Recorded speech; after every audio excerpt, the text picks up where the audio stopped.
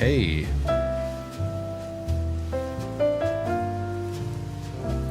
What's good, everybody? Good to see you all.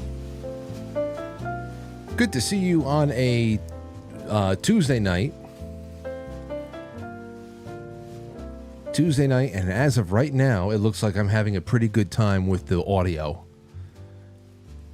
Then again, if there was rhyme or reason to any of the problems I have, then I would be a little bit more confident in all things I do, especially when I'm outside of my comfort zone at the studio, which we'll be back there. I'm hoping we'll be back there this time next week, because the new computer should be in within a day or two, and everything looks to be set up nice for the installation and stuff. So everything after that is just going to be decor. It'll come together. But welcome to the show tonight. It is Tuesday, the 9th of January, and we have a little bit of stuff to do. A little bit of this, a little bit of that. And chief among all of that, and actually first, we have a guest that is calling in. He's a viewer of the show, and he is right now inside of a D.C. jail awaiting sentencing for his presence at the Capitol in January of 2021, January 6th. So I want to talk a little bit about him, because he'll be calling in. We have him for at least 15 minutes. And we had a listener of the show, another listener of the show, his best friend. His name is Bryce. He got in touch with me. He said, Frank, one of my best friends was convicted in the January 6th day before on January 6th stuff. The day before Thanksgiving, that's when the conviction came. And he's currently sitting in a D.C. jail awaiting sentencing. The Gateway Pundit posted a good article today. This was a couple of weeks ago, letting him tell his story. If there's any way you can share this on your podcast, I would appreciate it. I asked his permission if I can send you this to you, and he said yes, yes, yes. He also wanted me to tell you that he was a subscriber as well and misses listening and watching your podcast. So first thing I did was I got in touch with Bryce, and I said, okay, please, does he want to call in? Like all that stuff. And I made sure that there was no way that his calling me would do him harm. And he assured me, they both assured me, no, it would be okay. And so we're going to be getting a buzz from him sometime in the next, 10, 12 minutes or something like that. But yeah, around mid-December, the Gateway Pundit published one of Taylor's open letters, and we're going to get around to that in just a little bit. I'll do that to set the table. A little something else happened. I saw this. I got in touch with our friend Sal Greco. I don't know if any of you've seen this from the hand ringers over there at Mediaite. Exclusive. Roger Stone supposedly spoke with cop pal. When I said a cop pal, who could be the cop pal to Roger Stone? And of course, there's Sal Greco. He spoke with Sal Greco supposedly about assassinating Eric Swalwell and Jerry Nadler. Weeks before the 2020 presidential election, infamous political operative Roger Stone sat across from his associate, Sal Greco, at a restaurant in Florida. At the time, Greco was an NYPD cop working security for Stone on the side. Their conversation at Cafe Europa in Fort Lauderdale focused on two House Democrats for whom Stone harbors particular animosity, Jerry Nadler and Eric Swalwell. In an audio of the conversation obtained exclusively by Mediaite, Stone made threatening comments about the two lawmakers. It's time to do it, Stone told Greco. Let's go find Swalwell. It's time to do it. Then let's see how brave the rest of them are. It's time to do it. It's either Nadler or Swalwell has to die before the election. They need to get the message. Let's go find Swalwell and get this over with. I'm not putting up with this shit anymore. Now, I have not listened to the audio yet. They said the media obtained this exclusively, but I did get in touch with Sal Greco, and he said it was all nonsense. But I want to see it all, and maybe we can get Sal on for a quick appearance sometime in the next couple of days, either in the beginning or at the end of a show for a little bit of a bonus. I don't know. I'm going to keep this one all bookmarked up. Because, of course, that's just... Oh, this year. This year's insane so far. Second half of the show, we got to talk about the Jewish tunnels in Brooklyn. Regardless of what it actually is, the imagery that was coming out of Brooklyn is incredible, with Jews crawling out of sewers, and we're 9 days in. We're 9 days in, but we'll do that in the second half. We're not going to have too much time with Taylor tonight. He has 15 minutes at a time, and he can extend it by 15 minutes if other inmates gift him their time. So I know we're going to have at least 15, which is why I wanted to have a couple of really good questions and try to get whatever time we can have with him, and hopefully he'll call in again. I can always offer time. It's really hard to understand what we can do to help at this point. It's a horror. It's a slowly unfolding horror, which is not stopping, by the way, because we had that attorney, that prosecutor, who came out the other day. What was his name? Matthew Graves. He pretty much came out and said that they're not going to stop looking for people to charge. They're actually going to expand the prosecution and go after people who were just around the Capitol that day. Now it's just people who are there on the outside, which was like one of those borders where maybe not. So they want to keep this going. They have to. Obviously, you see everything is about insurrection messaging and civil wars, and they have to keep upping the ante with the messaging on this. So, I mean, it's Patrick Bateman level psychopathy. Patrick Bateman. They love being this evil. They love being evil. They're just in it. You know how you say you're in love?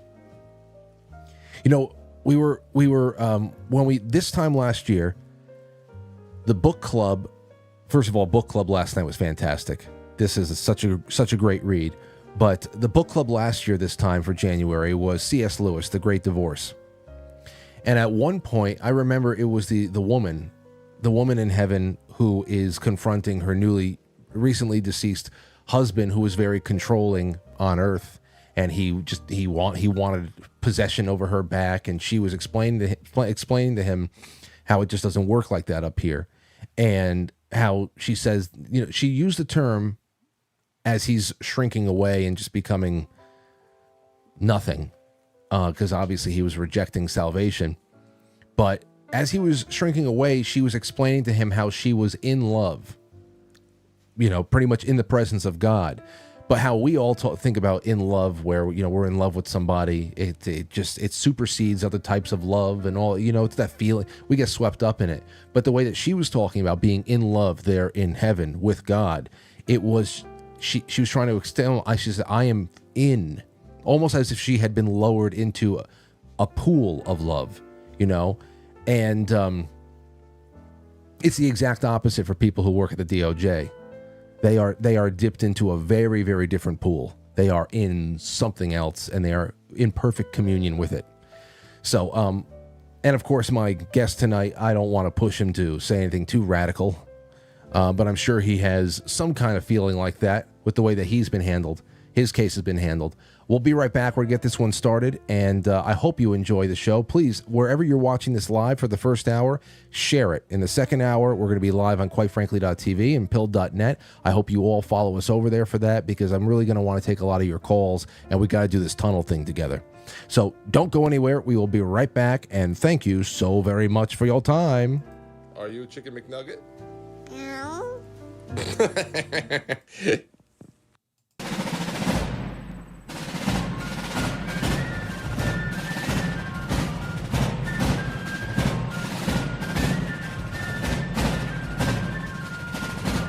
You let one ant stand up to us, then they all might stand up. Those puny little ants outnumber us 100 to 1. And if they ever figure that out, there goes our way of life. It's not about food. It's about keeping those ants in line. That's why we're going back. Does anybody else want to stay? Let's rock! J6 political prisoner Taylor James Johnatakis, father of 5, sole breadwinner for his family, went to Capitol Hill on January 6th to, quote, get content for experiential storytelling to see a major moment in history win or lose. Here's what he said. I got to get down to here. As far as the actual trial goes, he said, before I set foot on Capitol grounds, I knew Mike Pence had denied the challengers to the election. I did not know a riot or property damage or a pipe bomb had been placed at the DNC and the RNC headquarters, but rather I thought the overwhelming voice of the people would be heard and noticed by the politicians on the inside, because I don't carry violence or hate in my heart. I simply wanted to be heard. After watching my own town board up their windows for a 2020 BLM Antifa march and nearby Seattle lose a city block and the East Police Precinct nearly without consequence, I viewed the rules of engagement more liberally. And that's the whole point. That's the whole point, ultimately. I can see why a lot of people would see that a little bit more liberally, because, of course, the rules of engagement is the system is clearly backing certain groups with certain mentalities and certain end goals to be able to not only cause dismay, destruction, havoc, and spread fear, but to also create a double standard so that when there is any kind of a response, whether it's commensurate or not, then they will come down with the full force of the power that they have accrued. And that's where we're at here. It's all, baiting and framing and entrapment. I assume the cops would tolerate rowdiness and would let us know if the lines were crossed to a civil disturbance. In Seattle, I had seen things like pepper spray used to guide a crowd or protect a police line, and frankly, I was misinformed and misguided in the foreign land that is D.C. I chose to get rowdy, but not violent. At the time, I felt like it was a right born of necessity. I would have gladly accepted the $65 Welcome to D.C. protest tickets that had been seen by people like Martin Luther King Jr. to Laura Loomer. Sadly, no such ticket came. Rather, I was charged with 3 felonies, 5 misdemeanors. The DOJ dropped 1 misdemeanor charge the morning of the trial, and I was convicted on 7 charges. In the trial by jury, I asked the 3 police officers who testified if I hurt, harmed, or threatened or injured them in any way. Their uniform answer was no. I then asked if they accepted my sincere, heartfelt apology for my role in the events of that day, to which they all said yes, one even saying it's water under the bridge, and another saying, yeah, we are good, with a smile on his face. The third admitted that we did not even interact. Ultimately, I was convicted. No surprise there. The definition of a railroad is a track or course where the destination is determined. The J6 experience is a railroad. I accept that. Judge Lamberth told me, and this is a famous prick, told me emphatically before the trial, with emotion in his voice, when you are done with this, you are going to jail. He made good on his promise, remanding me 1 day before Thanksgiving to the D.C. Gulag. My family thought I would have a few months to put affairs in order. Instead, I had my belt and shoelaces taken in court and was taken to a holding cell behind Lamberth's bench. In that cell, the toilet was clogged with feces and toilet water, toilet paper piled high with a 3-inch dead cockroach on top, like a cherry on top of a crap fudge sundae. Psychological warfare or a bad cleaning and maintenance crew at the courthouse. I'm not sure. So, he entered the J6 pod in the D.C. Gulag on my birthday, November 28th, 2023. Grateful to be out of the near solitary confinement that they put you in for the first week and to meet my new J6 family. Now, the punishing part is watching my family struggle and suffer the unexpected loss of their husband, father, and breadwinner. And now this is the real tough thing here, because there's so many. I mean, some of them, the stories of many of these people have been heard, but there's so many more who don't have any advocates in the media. I don't know what the legal defense is like. If there's any kind of collective legal defense, I guess we can ask about that. But it's something you got to take into consideration.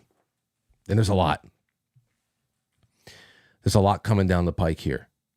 And like I said before, the ante is getting upped. I mean, just today, and I got to ask him about this. Ray Epps. So Ray Epps, I mean, today is the day you can confirm 100%, if you were on the fence or something like that, that Ray Epps is owned and was working for alongside of authorities. The headline over here, Ray Epps dodges prison sentence, gets probation, community service for telling J6ers to go into the Capitol. This guy is all over the place. He's all over the place. And he's orchestrating, and he's encouraging, and he's giving orders. This is on multiple days. He's talking in the streets, riling people up, talking about the game plan for the next day, the night before. The day of, he's all over the place, like a quarterback.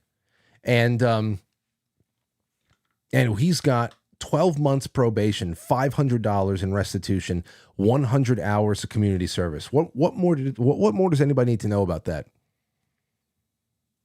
What more does anybody need to know? So this was just getting out here today. That's just incredible. So I got to bring that up. According to Epps' sentencing memorandum, Epps should have served 6 months in jail. Quote, although Epps engaged in felonious conduct during the riot on January 6th, his case includes a variety of distinctive and compelling mitigating factors, which led the government to exercise its prosecutorial discretion and offer Epps a pre-indictment misdemeanor plea resolution. What are those? What can you give us a couple? Just a couple examples of the variety of distinctive and compelling mitigating factor. What was that? The fact that everybody caught on to who he is and what his role was? What is it?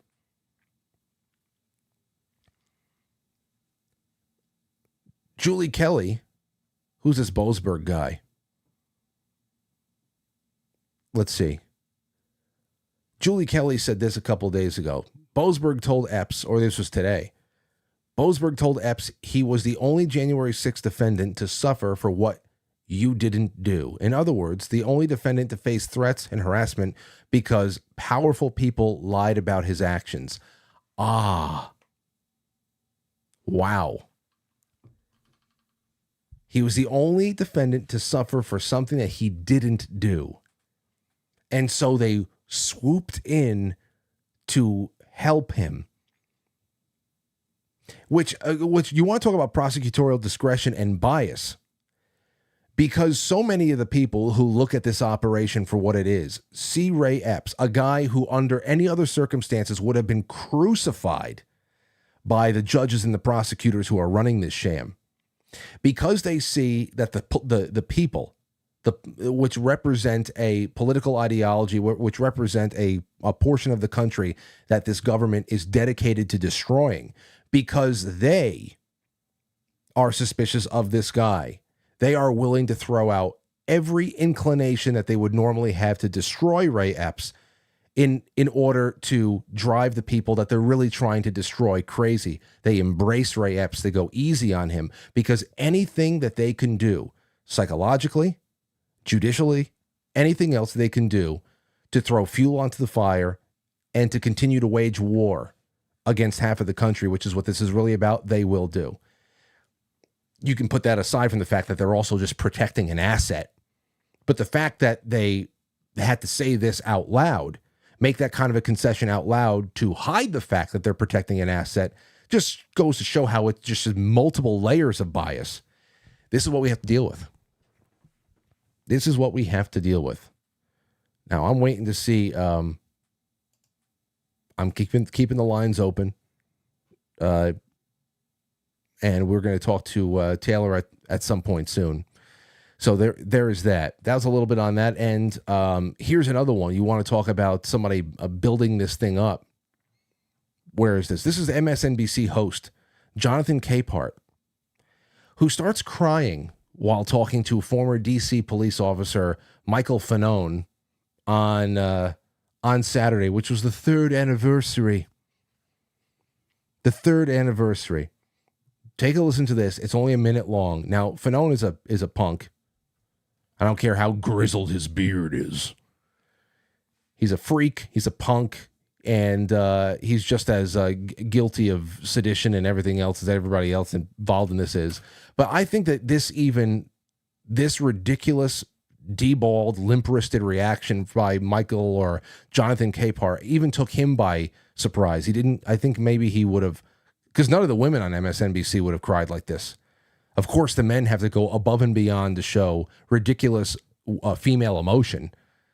They have to force this out of them. But take a listen to this. Is Michael Fanone, former D.C. Metropolitan Police Officer, Courage for America Council member, and author of Hold the Line, The Insurrection and One Cop's Battle for America's Soul. Officer Fanone, I'm going to try to get through this. Thank you for what you did 3 years ago today. Please. This guy's like, okay, God, please, seriously. Stop it. All right, stop it. Can you just tone it down? I'll take the unnecessary praise, but can you tone it down? This is pathetic. Just when you thought you've seen as pathetic as it gets. I'm talking about for the water carriers. This guy is, yeah. Tell me your thoughts on this third anniversary. Well, what can I say? It was just bombs flying everywhere. What can I say? Like he's has to drift off.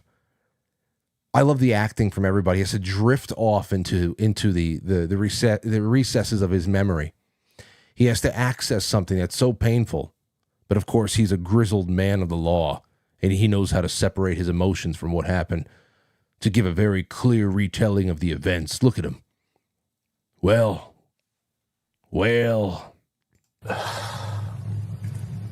We are still in the midst of the same fight that began on January 6th, 2021.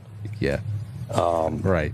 And we have a lot at stake in this country. And I think that it deserves every American's attention. Yeah. Okay. We're still in the midst of it. So this is what we have to deal with. And it's not, obviously it's going to be only upped this year because you can't just, we can't just go back to even, that's just what it is. So that's what we have tonight, and I thank you so much for joining me. Now, as far as the U.S. Attorney Matthew Graves goes, as I'm just going to give Taylor a little bit more time to call. It's 7:25. I hope he's all right. Hope everything's going well. But this was a couple of days ago. This was on Saturday as well. Here's U.S. Attorney Matthew Graves making clear of how this is only going to get expanded. Only going to be expanded. And in fact, what I'm going to do now is I'm going to open up the lines to everybody just for a little bit. In a little bit, I will. If you have anything you want to say about this stuff and whatever you're seeing around, going on around everywhere, and we'll take it from there. Take a listen to this. D.C. U.S. Attorney Matthew Graves. And what happened inside of the building? My bad. Hold on a second. Do it again. Boom. And what happened inside of the building? An important note when it comes to our prosecutions about those who remained outside the building. We have used our prosecutorial discretion to primarily focus on those who entered the building or those who engaged in violent or corrupt conduct on Capitol grounds. But if a person knowingly entered the restricted area without authorization, they had already committed a federal crime. Make no mistake, thousands of people occupied an area that they were not authorized to be present in the first place. Patrick Bateman. Patrick Bateman. It is Patrick Bateman level psychopathy. Huge. Caller, you're on the air. Who's this? Yeah, this is Bryce trying to see if we can conference Taylor through to you. Sure, Bryce. How you doing? Yeah, I'm doing great. How are you? I'm doing all right. I didn't know if I was going to get a direct call or anything like that. But Yeah, he tried calling from the jail and it said it was unauthorized. So let me hit conference and see if he can talk to you. Okay. All right. Are you able to stay on as well, or do you want to stay on, or you just want? I can stay on. Yeah. Okay. But I don't need to be answering any questions. No, It's about him. Yeah. Thank you. Yeah. All right. Let's hopefully this works. Okay. Okay, Taylor, are you on? Yes. Hey, Frank, it's Taylor from jail. How are you doing? Taylor, it's great to have you on. I'm so sorry it's under these circumstances, but I guess the first thing on everybody's mind is how you feeling tonight. How are you holding up, and how's your family? Well, my family's doing fine. I mean, as fine as you can be with having their dad in jail. In jail, the max you can get on a scale of 1 to 10 is a 4. So talking to you today is like a 4.5. I don't know if you know, I was a longtime listener. You were actually the last podcast I listened to before I got remanded into jail. So it's a real pleasure to talk to you. Well, I'm glad we could. I apologize. It took a little difficulty getting connected, and I'm not sure how much time we've got left, but we may have to set this up for another time. It's all right. It's all right. Figured out. We'll do what we can, and you can always call in. You can call in whenever you like. You just set that up with Bryce, and we'll do that. Where do things stand right now? When are you being sentenced, and how much time are you facing? So my sentencing is scheduled for April 2nd. I came in My here birthday. the day before Thanksgiving, and so I'll have spent 120 days in here before sentencing. I had co-defendants. I was severed from the case. They went to trial before me. I'm looking at anywhere from the government's probably going to ask 11 to 14 years. My co-defendants got sentenced to 6 and 8 years. And when I tell you that we did nothing, I mean, we did nothing. We touched a gate. We got pepper sprayed. We moved back. That was it. I mean, it was the video that may or may not be out there on Twitter or whatever, but I mean, it's pretty insignificant when you start thinking about 6 and 8 year sentences. So it's pretty wild. I know the Department of Justice, they hate it when we say this kind of stuff on the, over the phones and to people, but it's just the truth. Everything about January 6th is just overblown. We've got one guy, he's going to be going home in a couple months. He was literally like stabbing cops with a nightstick, and he's going to go home, time served 3 years. And then we've got, people like me who, we're going to get 6 years because we decided to go to trial and didn't take a plea deal. So it's really a messed up system. It's a weird system where if you decide to take a plea deal, you do less time. So the people that are really violent, they tend to take a plea deal, they get out earlier. The people that, feel like they have a chance in court or want to stand on their rights and exercise their right to a trial, they really penalize you. You get almost double the sentence. So when you were getting ready for, really nasty deal. Obviously you opted for trial, and were you given any kind of an inclination of what the plea would have been compared to, you're talking about an obscene amount of time? So did they give you a plea before? I was given the same plea deal. I was one of the first 50 people indicted, give or take. I was indicted on January 7th. I was arrested on February 11th, 2021. So I spent, the last 2.5, almost 3 years on pretrial release. I was given a plea deal in 2021 that was 41 months to 51 months, and it was to take the 2 felonies. The prosecution told my attorney that was a bad deal and that they wouldn't take it. They didn't blame us for not taking it. And then as soon as we said we're not taking it, they said no more deals. You have to go to trial. Jeez. So I ended up firing my attorney in 2022, and I spoke for myself. I didn't allow anybody to represent me from that point forward. So I actually, in trial, I didn't put up a defense. There's no defense that you can put up in these January 6 trials. Nobody comes out alive. Everybody gets convicted on all the charges. In the United States of America, we no longer have jury trials. We have trials by jury, which means the judge reads off, after the trial, no matter what is said, the judge reads off jury instructions, and he goes, if you did this, you must convict. If you did this, you must convict. If you did this, you must convict. So the judge is pretty much telling the jury, who is already in D.C., a fairly one-sided jury. Yeah. I need it open. I will come out. Okay, well, I'll come out then.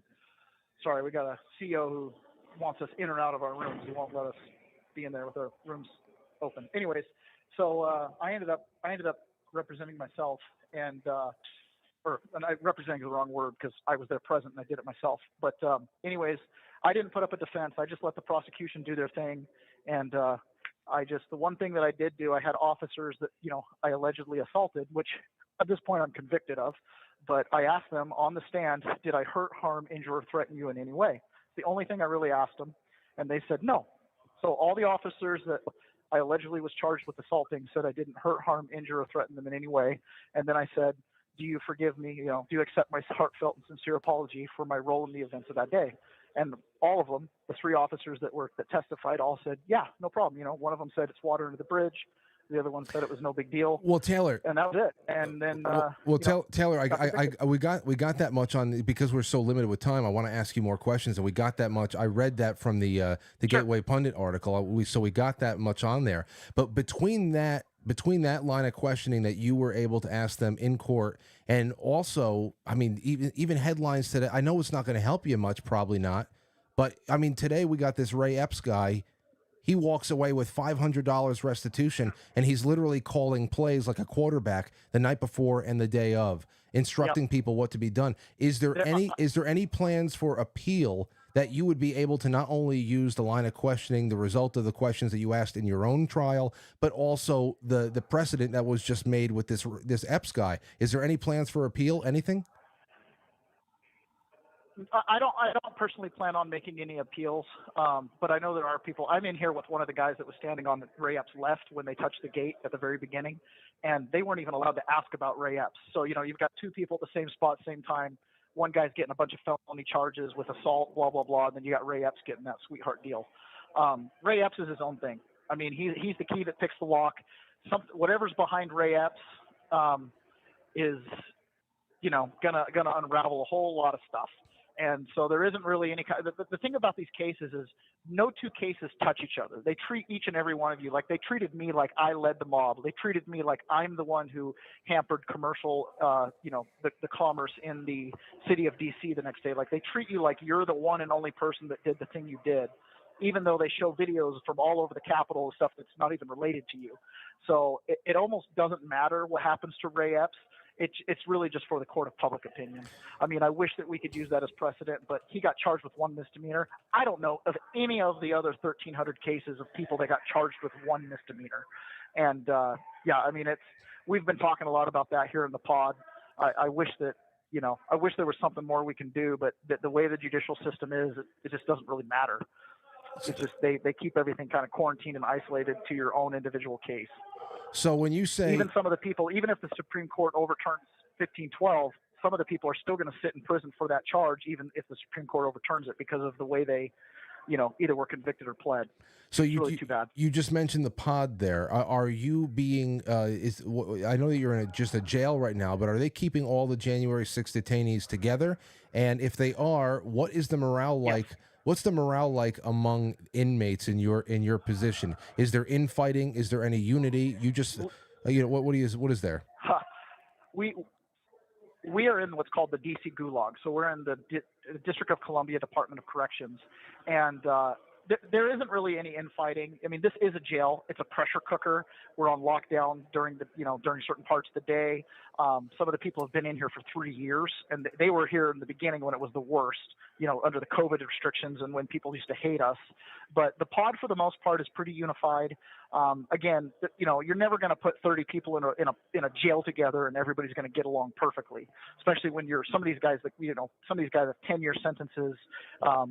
Everybody's like not sure where they're at with their individual cases. A lot of times they don't have great communication with their attorneys, haven't seen their families. So, it is a jail. I mean, it's absolutely a jail. Like, I got my room searched yesterday and again today. Like, stuff happens, but everybody in here is unified. Like, we're all January 6ers. We all are, for the conservatives. We're all we've got guys in here, 65-year-old dad. I'm a father of 5 with kids at home. Obviously, you read my Gateway Pundit article. It's a mixed bag, but for the most part, this is just salt of the earth type people. I mean, I think there's maybe one person in here that has priors. So, it's just, this is where they bring people either, that are on pretrial, that have their bail revoked, or if you've been convicted and or taken a plea deal, a lot of times you end up here. But like I said, some of the guys have been in here for 3 years. Some of the guys like me, I've been in here, 7, 8 weeks, whatever it's been. Feels like forever. I'm ready to go home anytime now. Well, yeah, it's pretty wild. But yeah, I would say the morale is as good as it's going to get for any jail pod in the United States.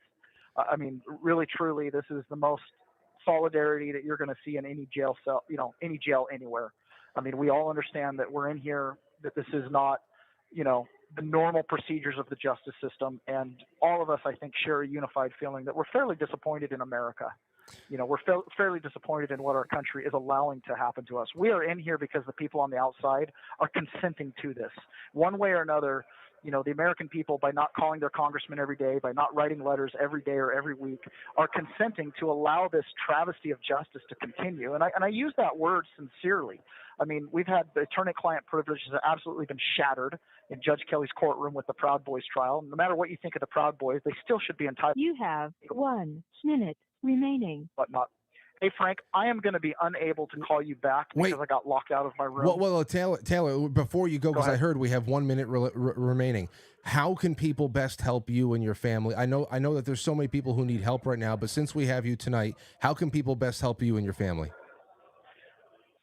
The best thing people can do is 2 things. One, you can go to my family's Give, Send, Go. It's givesendgo.com/Johnatakis Family Help. That's spelled JOHNATAKIS Family Help. And you can also go to my wife's website, peasantsperspective.com, and that's where there's a collection of my essays, some audio recordings I've done, and things like that. You can kind of get to know us best. And Frank, I'd love to set something else up again, where now that we kind of figured out the call, where we can do this a little bit better. Anytime. I got locked out of my room, so now I don't have any phone numbers.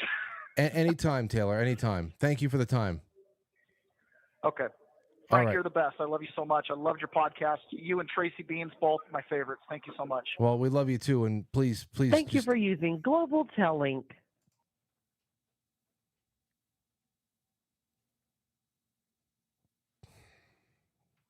Man,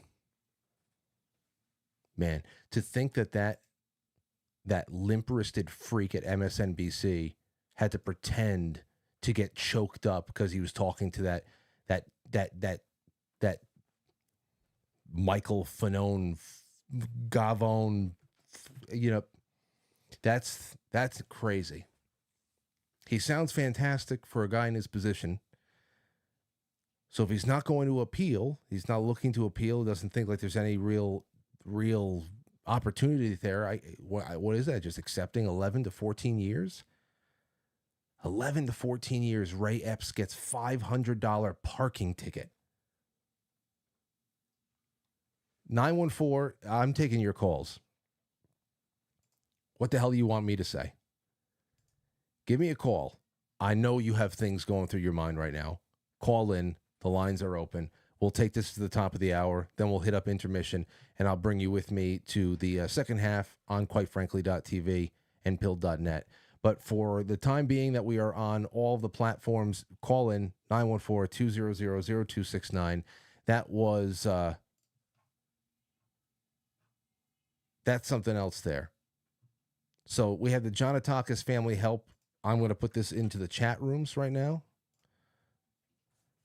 I just put the link into the chat room.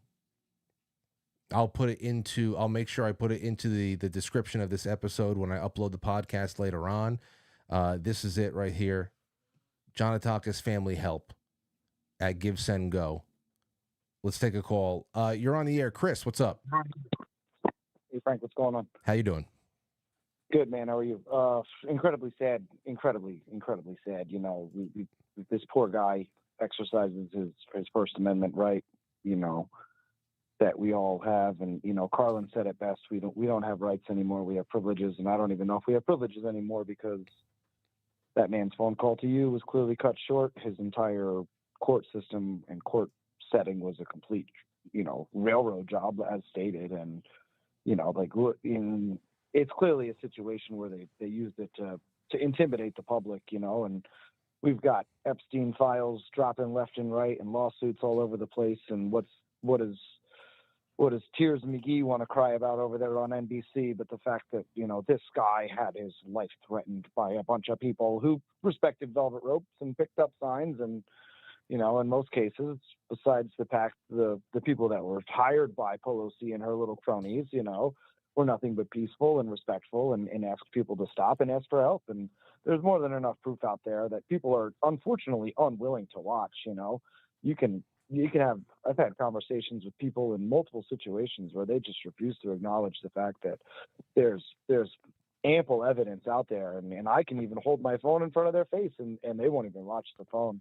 You know, I don't want to see this right now. This isn't what I want to talk about. No, you wanted to talk about it until I showed you the footage, and now it's well, it's Chris, unreasonable. you know what it is, and thank you for the call. Thank you for the call. Wonderful. I can hear the passion there. Here's the thing, for me, when what comes up when I'm listening to Chris there, is that this guy right here got to walk away from his job. He got his 15 minutes of fame at a congressional hearing. He gets to have every damn host that he sits in front tongue his balls. He got to write his book, which I'm sure was ghost written because he looks like an illiterate freak. That's a guy that should be in jail. But he's protected by criminals. And this is another reason why I'm talking about when you watch the Zero Hedge debates the other night with the complete shit show with the Alex Jones and the Krasenstein retards and everybody else. Like, first of all, there is no debating there. You're sitting across a table from a bunch of bad faith actors there who are an extension of the government in how they are driven by absolute the lust to kill off their opposition. That is it. When they express how insurrection is a subjective thing, we are being destroyed by subjectivity right here. Only thing is that the people who control the levers of what is subjective also control the media and the judges, and they walk in lockstep with each other. It's just nuts. It's like there's no debating. There's no debating. You're up against a very, very vicious desire to go after people and wage war in this way. 219, you're on the air. Go ahead. Hey, Frank. That gentleman exemplifies what we learned maybe 10, 15 years ago. You guys were talking about this a long time ago, that it doesn't matter the truth. It matters what the accusation is. And this is kind of like what they're doing on View and mainstream media all the time. And now we got guys like Mark Cuban that just said, yeah, I'm prejudiced, I'm bigoted, and I'm going to cross the street because I see a hooded dude coming my way. And yeah, I'm prejudiced, so I'm going to hire somebody to acknowledge that prejudice and stuff. What happened to prudence? We are so backed into a corner these days, man, where if we don't allow ourselves to be victims of these assholes, then we are somehow, against this. I don't know what I'm trying to say here, Frank. I think you can read into what I'm trying to say. Yes, I can. And I also understand. I'm going to hang up now and let you riff on this, okay? I love you. Well, thank you so much for the call. And the other thing there, too, is I understand that state of being where your mind is just kind of scrambled. And that is what they want people. When you want to talk about psychological torment, they want people to feel like they're nuts. This is part of the gaslighting. They are destroying every already constitutional institution there is. I mean, think about the FBI, most of the executive branch, all this stuff, all of the resources that they are able to marshal when they have something that they want, some kind of operation that they want to run against us. And think about how in a normal time we're talking about, hey, the CIA, the FBI, most of these agencies and bureaucracies, they should not exist. There is no constitutional basis for their existence, but it is just a tradition. We operate under precedent of bad habit. That's it. And then it just becomes the norm, and that's all we're talking about here. So you see these already illegal institutions that are now being weaponized and really in very proud ways turned against us. And by doing that, you are obviously waging war against what used to be a republic, what used to be a representative government, and you're trying to establish something that is authoritarian and is very, very tightly controlled and in a vicious mechanism that they're just building up around it, the walls that they're building up around us. And while they're doing this, they are creating instances that can be framed, that could be snapshotted and put out there and thrown on us so that we're the insurrectionists, that we are not the patriotic people, even though they call the Constitution itself an extremist document. And if you want to see the Constitution followed in some kind of an originalist way, you are an extremist, they call you. But we're also insurrectionists. Because why? Because we're rejecting the breakaway nation that they have created. That's part of the gaslighting. They are almost completed. They have almost completed their task of wiping away every vestige of what used to be a republic. Every vestige is almost gone. And they blame you for it, which is why when we sit here, we try to find new ways of describing what we're watching and how horrible it is. It'll feel like your brain has been turned into scrambled eggs. And that is the effect of the gaslighting, of the psychological manipulation. That's the effect of it. It happens in microcosmic ways when, spouses abuse spouses psychologically, girlfriends and boyfriends, smaller groups of friends. If you have a manipulative, ringleader in your group of friends that need to be dealt with. I mean, we all feel it one way or another. This is just a international program that's being rolled out. Let's keep it going. 424, you're on the air. Who's this? Hey, it's Carlos. Hey. Out in LA. Hey, Carlos. Good to hear. Is this your first time getting through? It is. I cannot believe it, actually. It's great to hear. Trying to mute you on my lap. Great to hear from you. Hi, how are you? Go ahead. It's great to hear from you. Man, I don't even know where to begin. I don't know where to begin. I feel for him. Yeah, me too. I'm just so angry right now, and to hear him talk about where we've gotten. It's just, I just don't know. I can't make sense of it. It's like Hollywood's a mess. DC's a mess. What are we going to do? I'm sorry. I'm not being very articulate in the sense that I'm so emotional. It got me so angered hearing him that I had to call in, and I didn't even think I would get through. It's infuriating. Dude, it's infuriating. It's infuriating at the same time. It's absolutely heartbreaking. I mean, we just got 10 controlled minutes alone with one person out of 1,300. Yeah. With one person. You think about all the people who have had no voices, people that, people who can't even. I know. I can't even. And everybody has somebody. Everybody has somebody that they love that they haven't seen in God knows how long. Carlos, all I did in September was leave for 2.5 days to go to a health retreat in Vermont, and I was away from Lauren and Aurora for 2.5 days. And I was at a health retreat. I could have driven if I really wanted to go home. I could have gotten in my car, gone home. I'd be home in 2.5 hours. Right. He doesn't have that option. No. And that is you want to talk about the empathy. I'm sorry to talk over you. No, when that call got hung up, I felt the integrity just vacuum. Right. It's just. The reason I get so emotional about it is that this could happen to me. It could happen to you. And you think about how normal our day-to-day lives are, and that it can get disrupted in such a callous and heartless way. It's hard to fathom that this is where America is. I represent Nick Searcy, who did he's in police state, but he also did the Capital Punishment documentary, and the sequel just came out. And to see what goes on behind the scenes, what really went on. And that this bullshit is it's just mind blowing.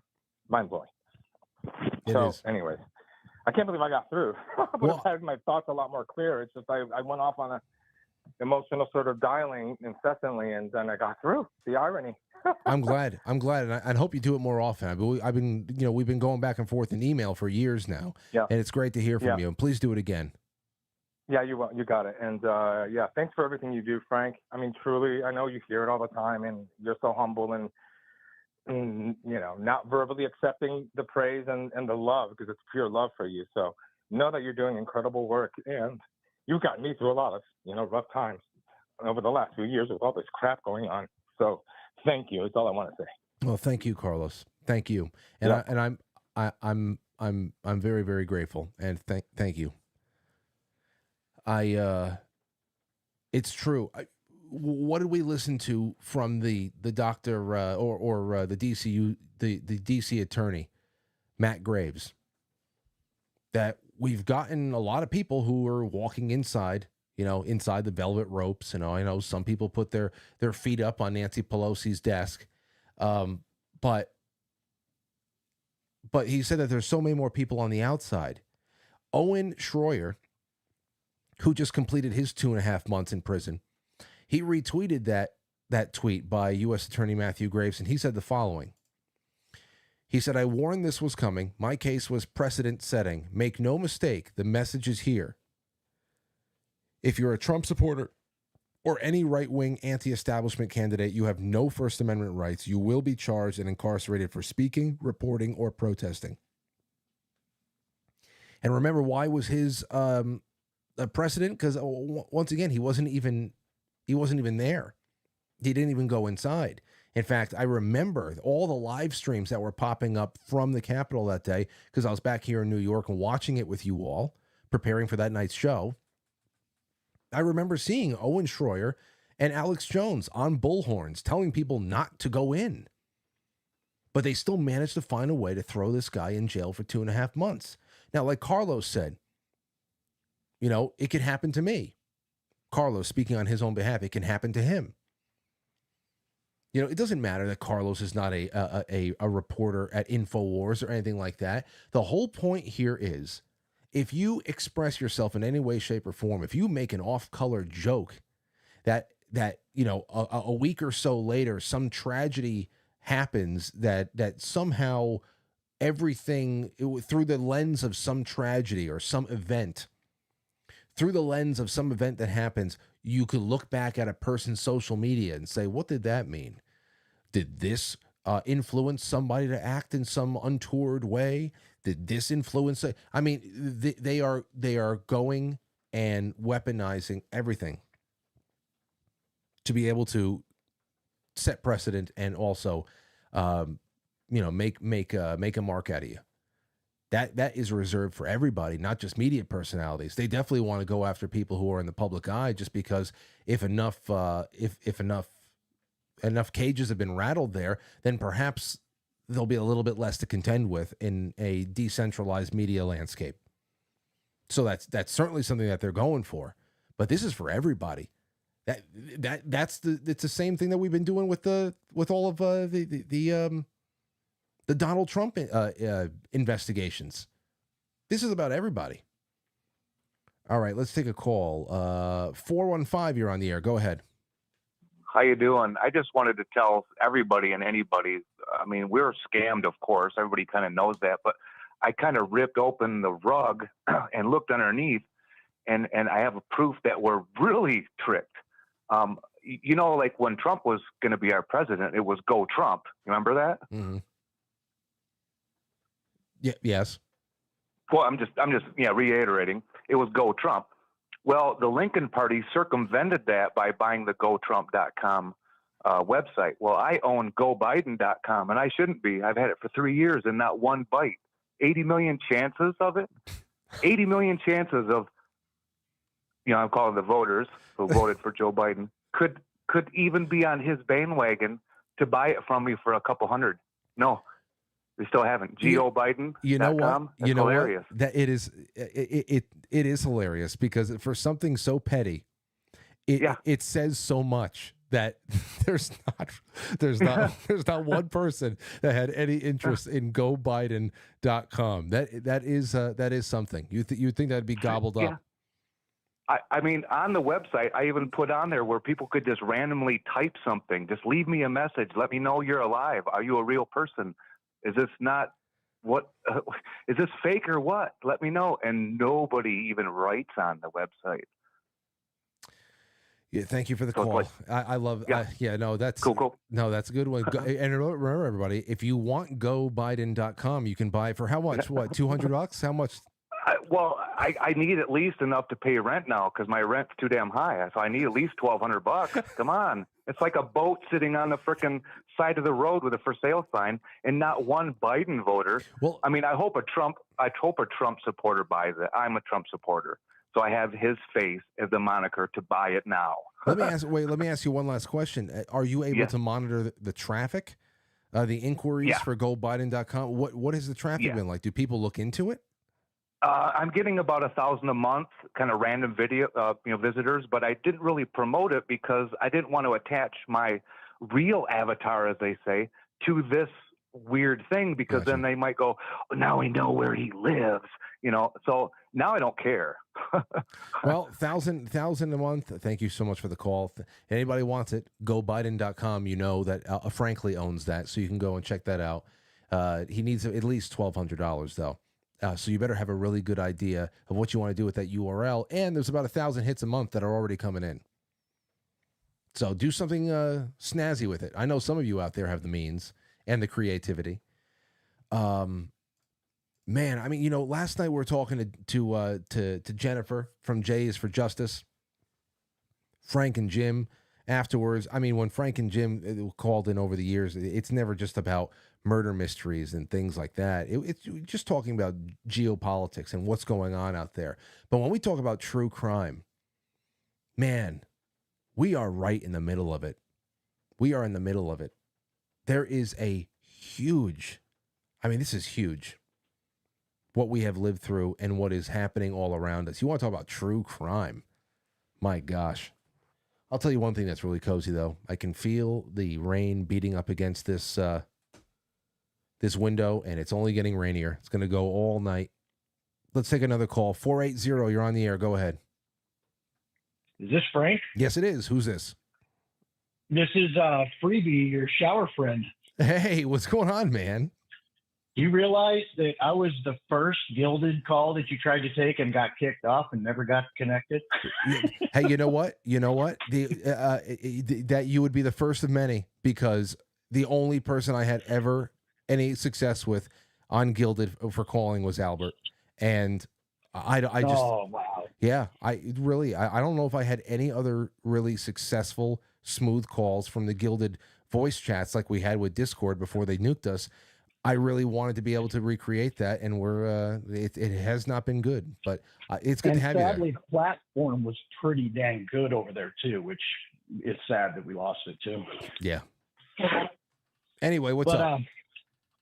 Well, I just along the lines of all the conversations go on, the guy in jail, the emotion that everybody's feeling is a lot of putting themselves in that position and knowing the loss. And funny thing is you talked about Trump. I think everybody is right now where the government and all these bad actors want us to be, unstable. And I think they're mad because January 6th didn't go as bad as they expected it to. I think they wanted a full-blown burn the Capitol down situation. It didn't happen. And so now they have to blow it up to be that. Well, they are. I'll tell you this, and thank you for the call, Free, because I have to start wrapping this up for the first half and bring everybody to the second. But I'll tell you this. What did we get with COVID? Whenever you talk about biological warfare, if you're going to do what you did in 2020 onward, you need something that is low risk, high reward. You can't aim a virus. If you release something, if something is released, if something is going around, high viral, it's something that's highly contagious that goes around real quick, but that is not really harming anybody. You have to create the lethality from other ways. We got that from the protocols, and I'm saying this on YouTube. Anyway, what I'm saying is, as long as you have something that your media and all of your assets in government and media and everything else, and every other bureaucracy that supports them, as long as you have something there that they can exaggerate, then you can take a molehill and turn it into the mirage of a mountain. And that's why I called it Operation Flu Beam. I called it Project Flu Beam as soon as it started. I said, you know what? You swap out virus with alien, and what do we have here? So as long as, January 6th could have something else happen to make it a little bit more chaotic and lethal and all that stuff, I'm sure. Maybe some stuff did not go the way that they wanted it to. But they don't need that. They don't need that. They really don't. They just needed the crying, limp-wristed freaks at MSNBC to weep. All they needed was them. They needed them. They needed the judges. They needed the pinning ceremony where they put all of the they gave everybody the challenge coins when all the Capitol Police got the challenge coins there. You remember that? Like they're war veterans. Please, man. So to say that they wanted it to be worse than it was, no. I mean, they could always, that would be easier to spin, but they really don't need that much. They definitely wanted it to be worse than it was when Trump was fending off BLM and Antifa outside of the White House in May of 2020, when all those dozens of Secret Service were put in the hospital, and the Marxist thugs set fire to a church right outside of the White House. They wanted people to be shot dead there. They wanted Donald Trump to be in office when illegal aliens were shot dead coming in waves of caravan waves at the border on election year. They wanted that to happen. Because look at how they exaggerated all their outrage when, the security at the White House in 2020 just used tear gas to disperse people.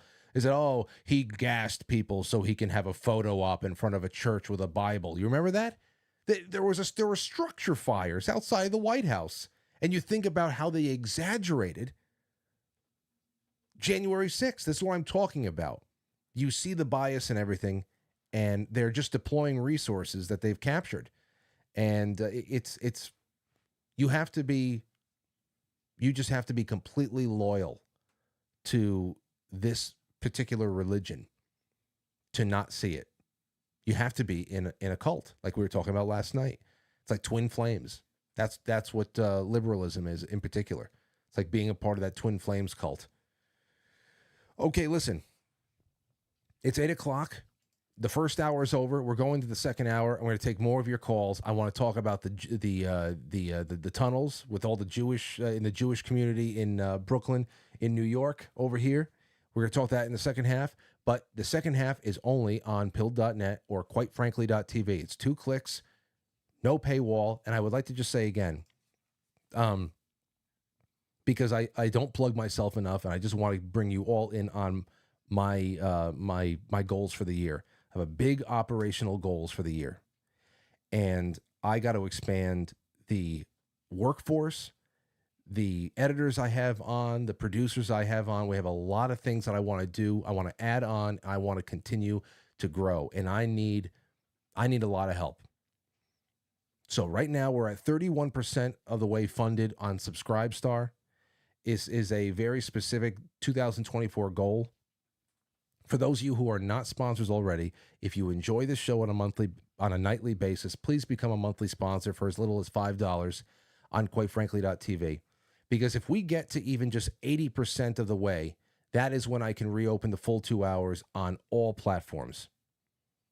And to hell with it, even YouTube. To hell with it. I don't even care. Or maybe not YouTube, because I like them. I like the weekend premieres that we've been having with all of the full interviews and stuff. But everywhere else, if you want to see that, I mean, this is just it's a goal I'm trying to hit.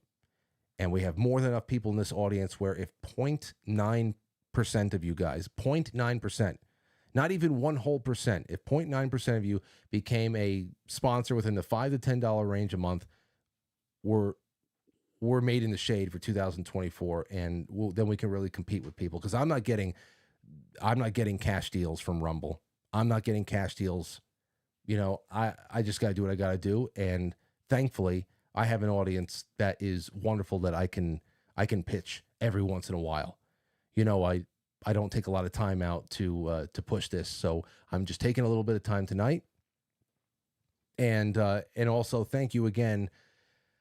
He's not hearing us right now, but this call with Taylor is going to really leave a mark, and we've got to do some stuff for him and his family as well, as we've done for a lot of people over the years. We got to do something for Taylor, and we also, next time we talk to him, we got to see if there's any kind of collective funds for everybody, like legal defense funds for everybody, because there's just so many people we don't know about.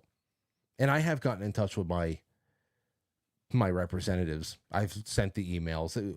They don't care. They don't care. I don't get anything. I just sent another email to my state senator about the study into reparations over here in New York. Two messages and nothing. And I usually get responses from them. They try to get on the phone, and it's just nuts. So we got to do what we got to do, but this is a very unsettling situation, and of course heartbreaking, especially when you empathize, when you just put yourself in his position for a little bit. Anyway, I'll see you guys on the other side. The link to pilled.net is in the description below, and if you can't find that, then quitefrankly.tv will bring you right there too. Then you can click through to Pilled and all that. But follow me over, because there's more time for your calls and much more. I'll see you on the other side. Are you a Chicken McNugget? That's not what I wanted to do.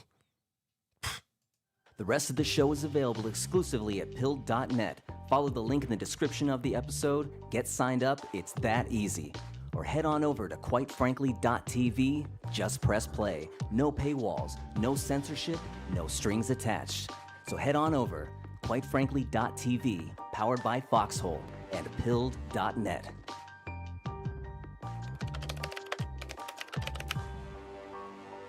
It's intermission time, folks. Time out to press the like button. Thank you. Ladies and gentlemen.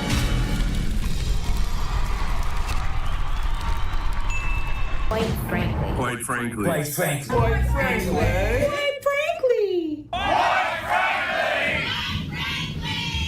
Quite frankly. Quite frankly. Quite frankly.